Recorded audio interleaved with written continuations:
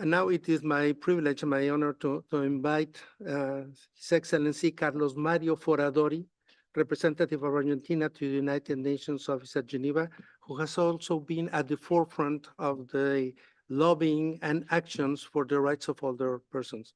Please, Ambassador Foradori.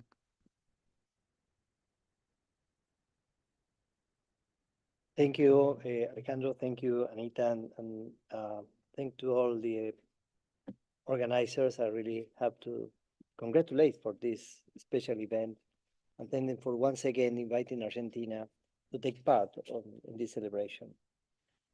The annual commemoration of the International Day of Older Persons represents an opportunity to highlight the challenges they face in the protection and enjoyment of their human rights, to shed light on the persistent lack of adequate protection mechanism and on the existing gaps in policies and programs to address these challenges. But we must not only be mindful of what is lacking. This celebration is also, and above all, a call to action. I could not agree more with the title of the event Geneva calls a pivotal moment for older persons' rights. It seems to us that indeed this year marks the beginning of a new chapter, a crucial chapter in the work of Geneva, and in particular of the Human Rights Council in the promotion and protection of the human rights of older persons.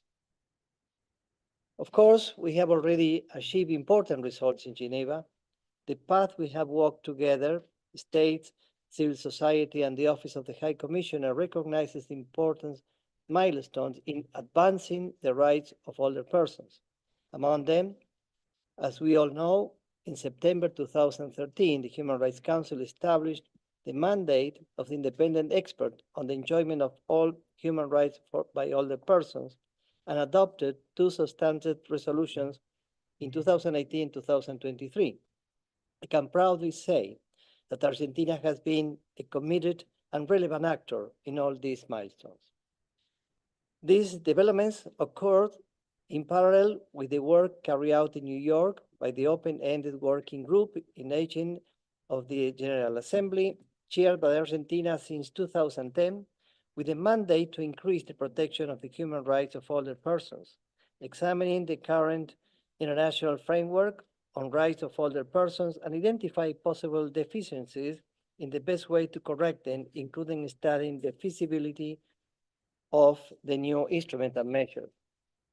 And when I spoke of a new chapter, I was referring precisely to the fact that following the conclusion of the work of the working group last May and the adoption of the recommendations it sent to the PGA regarding the identification of possible gaps in the protection of the human rights of older persons and how best to address them, the Human Rights Council is called to take up the torch and to translate those recommendations into concrete actions. Among others, the working group recommended member states in addressing possible gaps in the protection of the human rights of older persons to consider an international legally binding instrument to promote, protect, and ensure the recognition and the realization of all human rights of older persons. It also recommended to address the human rights of older persons in relevant multilateral forums, including in the Human Rights Council, with a view to providing specific and appropriate safeguards at the international level for the rights of older persons. The Human Rights Council has the expertise, the focus, and the sensitivity to turn the health of knowledge produced by the working group in these 14 years into tangible tools to bridge this protection gap.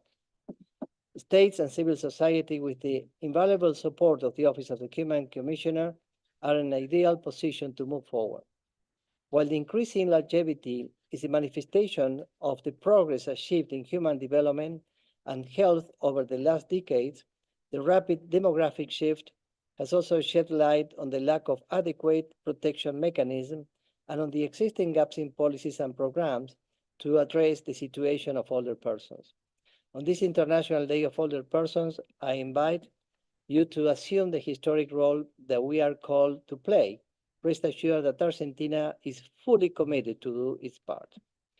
We have an imbalanced equation, and it is our common obligation is to set it back to a human equilibrium. The number of older persons age 65 and over is projected to double to 1.5 billion in 2050.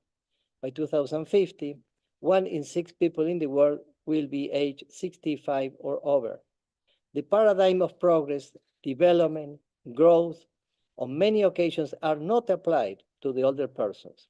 Their visibility is fading away along with a lifetime as a candle that is about to extinguish. Our common responsibility is to trade this for a shining torch that illuminates their path, focusing to their future through planning and implementing the best possible policies, with the purpose that the older persons start thinking more about their future and about their projects as opposed to remember their history and their past. For all those who only see life through the prism of supply and demand, investment, inflation, growth of the GDP, or the interest rate, it is important to remind them that the older people only see that the clock is ticking and their future is mostly related to demanding love, investing their time in valuable and spiritual assets, in the growth of their own sentiments, and in the interest in enjoying the rest of their life. Thank you.